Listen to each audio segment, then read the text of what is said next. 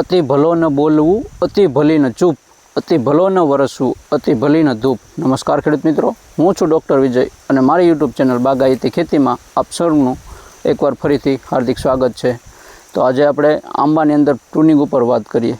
એની અંદર કઈ રીતે પ્રુનિંગ કરવું જોઈએ, ક્યારે કરવું જોઈએ, કેટલું કરવું જોઈએ, શું ફાયદો થાય, જેવી અલગ અલગ બાબતો ઉપર વાત કરીશું. તો સૌથી પહેલાં વાત કરીએ કે પ્રુનિંગ એટલે શું, કે જનરલી ખેડૂતો છે એને છાંટણી તરીકે ઓળખતા હોય. પ્રુનિંગની વ્યાખ્યા જોઈએ ને તો કે પ્રુનિંગ એટલે કે 5 વર્ષ પછીના આંબા હોય, એટલે કે ઓલરેડી પ્રોડક્શન આપતા હોય, આવા આંબાની અંદર વધારે કઈ રીતે પ્રોડક્શન મળે અને સારી ક્વોલિટીનું, એટલે કે સાઇઝ સારામાં સારી કેરીની મળે, આના માટે જરૂરી એવી કટિંગ કરવાની પ્રોસેસ એટલે પ્રુનિંગ થયું. હવે વાત કરીએ કે શું કામ આપણે પ્રુનિંગ કરવું જોઈએ.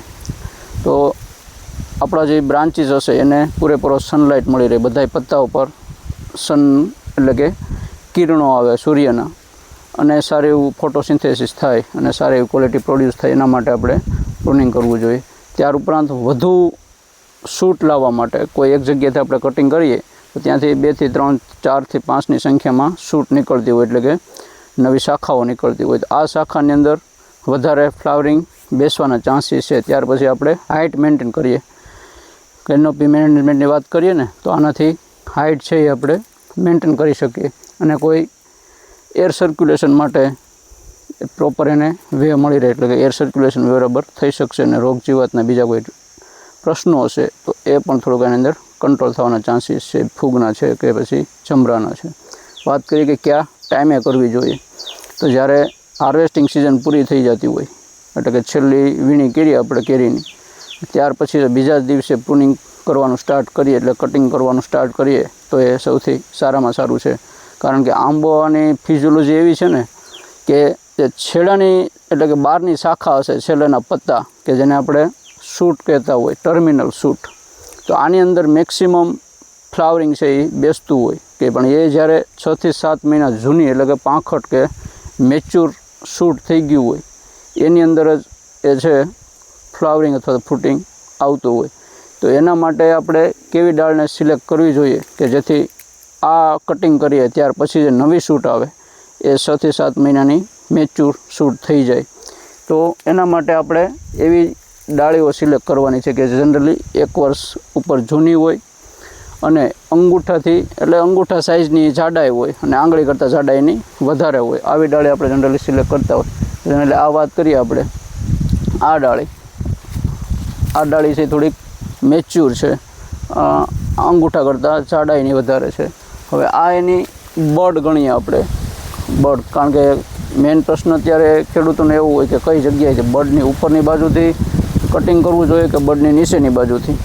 તો બડની ઉપરની બાજુથી આપણે કટિંગ કરીએ તો એ સૌથી સારું ગણાય, કારણ કે ઉપરથી જેવું કટિંગ કરીશું તો મહિનાની અંદર આ જે રિંગ છે એ રિંગમાં 5 થી 6 નવી ફૂટ નીકળતી હોય, અને એ ફૂટ છે 6 થી 7 મહિનાની થઈ જાય તો એની અંદર પછી ફ્લાવરિંગ આવવાના ચાન્સીસ મેક્સિમમ હોય. પરંતુ એ કોઈ અલગ અલગ વાતાવરણ ઉપર ડિપેન્ડ કરતા હોય કે જ્યાં ફ્લાવરિંગ અથવા ફ્રૂટિંગ આવશે કે નહીં. અને જનરલી આપણે વધારે પડતા એવી ડાળીઓ નથી કટિંગ કરવાની કે જે આવી પતલી હોય કે નાની હોય, અને અથવા તો બહુ આવી પણ જાડી ડાળી હોય એને પણ આપણે કટિંગ કરવાનું નથી.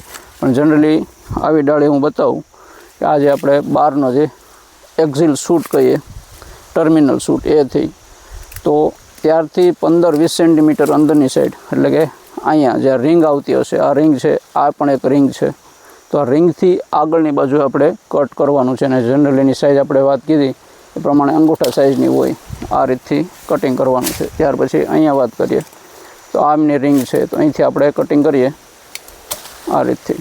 પછી અમુક એવી ડાળી હોય કે જે નીચેની સાઈડ જતી હોય આ રીતથી, કાં પછી એકબીજાને અડતી હોય, કોઈ છે રોગ જીવાતવાળી હોય ડાળી, એ જે આપણે સાઈડમાં સ્ક્રીનમાં બતાવીએ એ પ્રમાણે આપણે કટિંગ કરવાનું હોય છે. અમુક આંબા એવા હશે કે થોડાક મોટા હશે તો એની અંદર આપણે ઉપર ચડીને, કાં પછી કોઈ ટ્રેક્ટર છે કે બીજો કોઈ ટૂલ્સનો ઉપયોગ કરી અને મોટી જે કટર આવે સિકેટર, એનો ઉપયોગ કરીને પણ સારી રીતે આપણે કટિંગ કરતા હોય તો એનું રિઝલ્ટ પણ સારું મળતું હોય છે. હવે વાત કરીએ કે જ્યારે આ પ્રુનિંગ આખું પૂરું થઈ ગયું ત્યાર પછી 24 કલાકની અંદર સારી એવી રીતથી કોપર ઓક્ઝીક્લોરાઇડ છે કે પછી કોન્ટેક્ટ અને સિસ્ટેમિક ફૂગનાશક સારી એનો સ્પ્રે કરી દેવામાં આવે તો એની અંદર બીજા કોઈ રોગજીવાતનો એટેક થવાના ચાન્સીસ બહુ ઓછા રહેશે. અને કોઈ પ્રાકૃતિક ખેતી કરતા હોય એ ખેડૂતો છાણનું અથવા ગોબરની પેસ્ટ લગાવે, કાં પછી તો એની અંદર ગૌમૂત્ર અને તાંબાયુક્ત ખાટી છાશનો જો સ્પ્રે કરે તો પણ એની અંદર સારું રિઝલ્ટ મળતું હોય છે. તો જે પણ ખેડૂતો આ વિડીયો સારો લાગ્યો હોય તો લાઈક કરો, શેર કરો અને સબસ્ક્રાઈબ કરો, કે જેથી આપણને આવા બીજા સારા એવા વિડીયો તરત આવે અને નોટિફિકેશન પણ મળતી રહે. એના માટે બેલ આઇકોન દબાવો. આપનો કોઈ બીજો રિવ્યૂ સારો ખરાબ જે પણ હોય એ કોમેન્ટમાં જરૂર જણાવો. તો હું આશા રાખું છું કે સૌને આ વિડીયો ગમશે. ખૂબ ખૂબ આભાર.